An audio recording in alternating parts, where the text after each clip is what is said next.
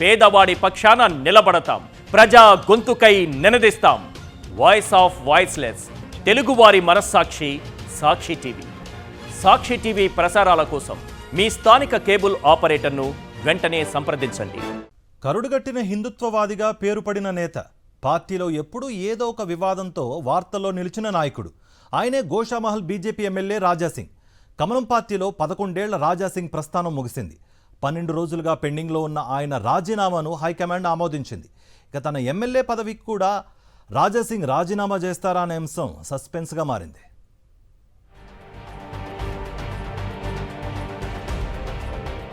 BJP రాష్ట్ర అధ్యక్ష పదవిని ఆశించి భంగపడ్డ రాజాసింగ్ గత నెల 30న పార్టీకి రాజీనామా చేశారు.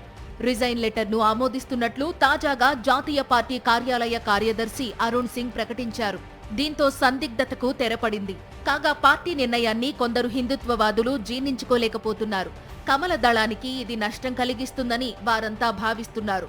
టీడీపీ కార్పొరేటర్గా రాజాసింగ్ 2009లో తన రాజకీయ ప్రస్థానాన్ని ప్రారంభించారు. 2014 అసెంబ్లీ ఎన్నికలకు ముందు కాషాయ తీర్థం పుచ్చుకున్నారు. వరుసగా 3 సార్లు కాషాయ పార్టీ నుంచి గోషామహల్ ఎమ్మెల్యేగా విజయం సాధించారు. 2018లో బీజేపీ తరపున గెలిచిన ఏకైక ఎమ్మెల్యే రాజాసింగ్. ఆయనే శాసనసభాపక్ష నేతగా పనిచేశారు.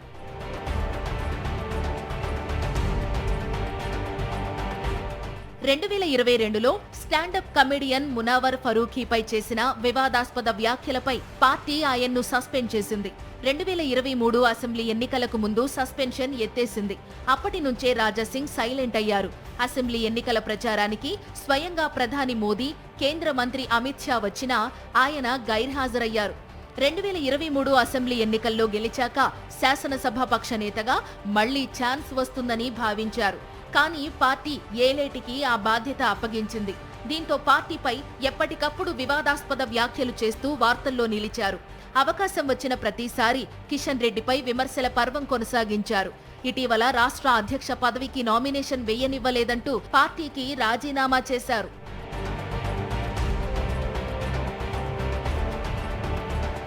ఇటీవల కొత్తగా స్టేట్ చీఫ్ గా ఎన్నికైన రామచందర్ రావుకు కూడా రాజాసింగ్ సవాల్ విసిరారు. అక్బరుద్దీన్ కు చెందిన ఫాతిమా కాలేజీ కూల్చివేతపై పోరాడి తాను డమ్మీ కాదని నిరూపించుకోవాలని చురకలంటించారు. కాగా గ్రేటర్లో బీజేపీకి ఏకైక ఎమ్మెల్యేగా ఉన్న రాజాసింగ్ రాజీనామా ఆమోదంపై పార్టీలో భిన్న స్వరాలు వినిపిస్తున్నాయి.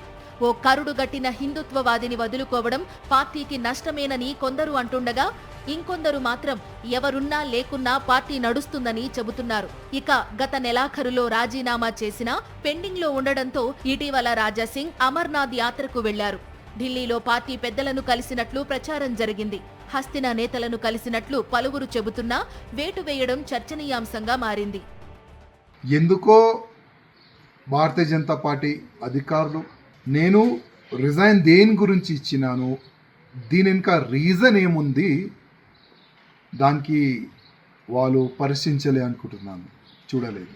ఇవాళ మా రాష్ట్రీయ అధ్యక్ష వారు నా రిజైన్ని వాళ్ళు యాక్సెప్ట్ చేసినారు. పార్టీ రాజీనామా ఆమోదం నేపథ్యంలో గోషామహల్ బాధ్యతలు ఎవరికి అప్పగిస్తారనే అంశంపై పార్టీలో జోరుగా చర్చ సాగుతోంది.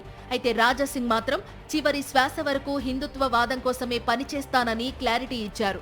తనను ఎమ్మెల్యేగా డిస్క్వాలిఫై చేయాలని కేంద్ర మంత్రి కిషన్ రెడ్డికి లేఖ రాసినట్లు చెప్పారు.